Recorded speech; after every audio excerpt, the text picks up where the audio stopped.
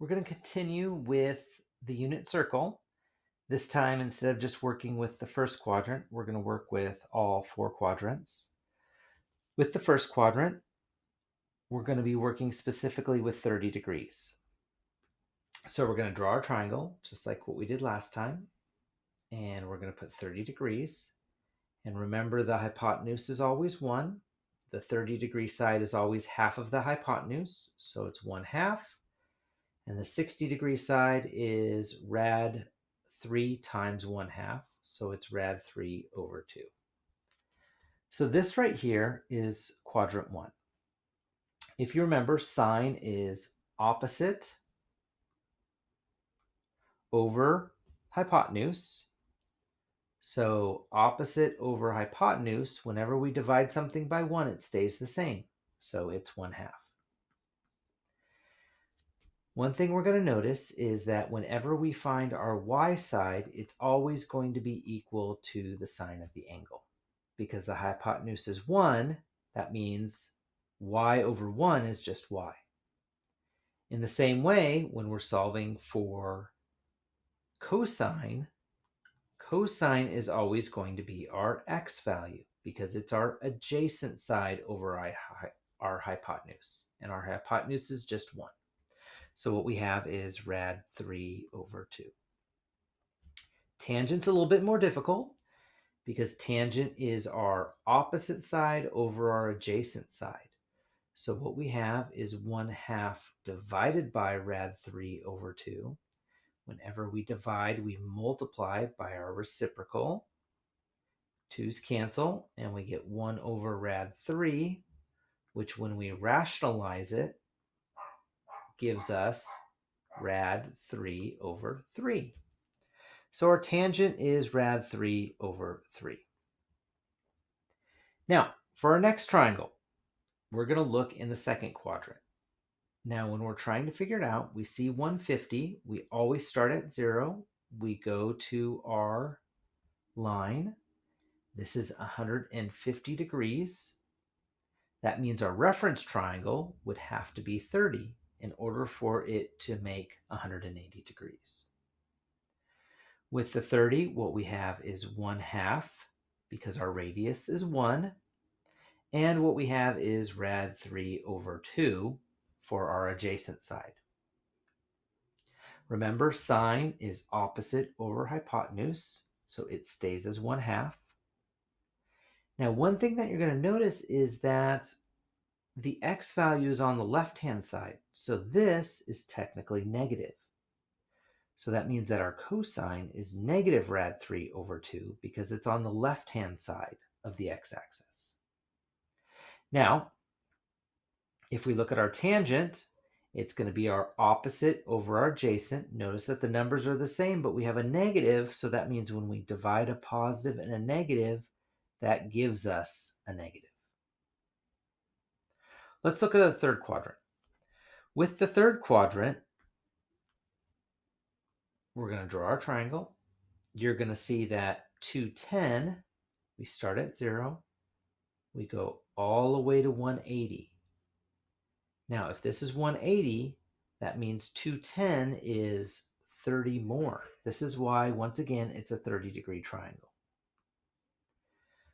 This is negative 1/2 because we're going down. We're below on the y-axis. This is, of course, 1, and our x value stays the same.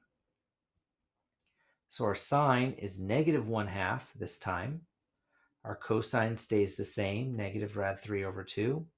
Our tangent changes because a negative divided by a negative gives us a positive. Now, if we look at our last one, we're going to start at 0, and we're going to go to 330. Now, if we're doing 330, in order to get to 360, we have to go another 30. So once again, what we have is a 30, 60, 90 triangle. It's below on the y-axis. The x value is the same as the first one. so it's still rad 3 over 2. So when we're filling it in, our sine is negative. Our cosine this time is positive because it's on the right-hand side. And our tangent, negative divided by positive, is a negative.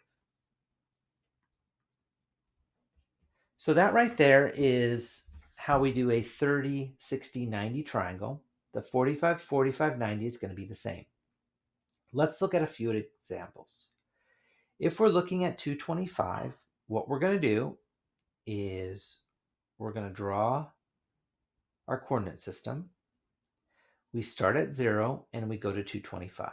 This is 90, so we have to go further. This is 180, so we have to go further. This is 270.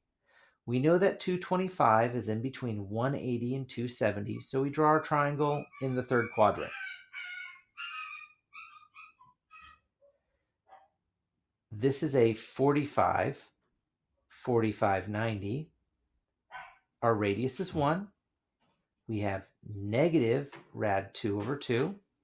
We have negative rad 2 over 2. Since it's sine, remember sine is always our opposite side, so our answer is negative rad 2 over 2. Now, if we're looking at our next one, 390. So with 390, we're going to go all the way around because I start at 0 and I end at 360. So I'm going to go 30 more.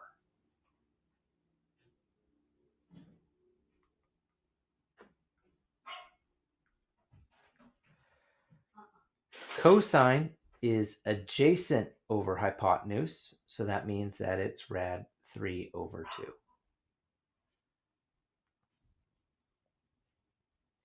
Now for the next ones, since it's in radians, what we're going to do is we're going to turn it into degrees. So we're going to multiply it by 180 over pi. The pi's cancel. 4 goes into 180 45 times.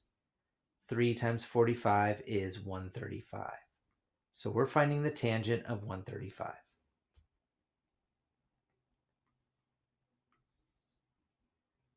Zero, 90, 180. So we know it's in between 90 and 180. We're going to draw our triangle in there.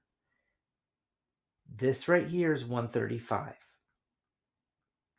That means that in order to get to 180, this has to be 45. So our sides are rad 2 over 2 and negative rad 2 over 2.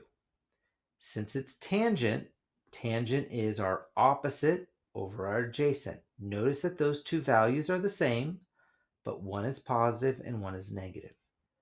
So that means that our answer is negative 1. Now looking at letter D, we're going to turn it into degrees. So we have 180 over pi. The pi's cancel. 180 divided by 3 is 60.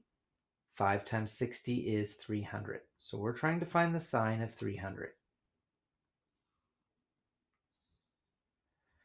0, 90, 180, 270, 360. We know that it's going to be in our fourth quadrant because it's in between 270 and 360. Now, if this is 300, that means inside the triangle has to be 60 because 300 plus 60 gives us the 360. Our side is negative rad 3 over 2. Our adjacent side is 1/2. We're trying to find sine. Remember, sine is our opposite side, so it would be negative rad 3 over 2. The next thing we're going to do is transition to using a calculator. This is how we don't use a calculator. We use the unit circle. Using the calculator, there's two modes. So on your calculator, you either have a mode of degrees or you have radians. And all this is making sure that your mode is correct and you type it in. The degree sign states that we do degrees. So we do sine of 131 on our calculator, and we should get 0.755. Now with letter B, make sure you use the negative sign, not the subtraction. And when you plug it in, you should get 0.906. Now C and D look complicated, but all you have to do is change the mode to radians instead of degrees, and you just type it in. Tangent pi divided by 8. And what you should have is 0.414. And letter D is the same. We go sine of 7 pi divided by 3, and that gives us 0.866. Now for our last example, what we're going to do is we're going to find our x-coordinate. Now we've already talked about this. Our x-coordinate is always our cosine, and our y-coordinate is always our sine value. So remember that the sine of 225 is equal to our opposite. Sorry, I don't know why I did sine. Cosine is always our adjacent, which is x, over our hypotenuse, which is 5. In order to solve for x, we times each side by 5. And what we get is the answer, negative 3.536.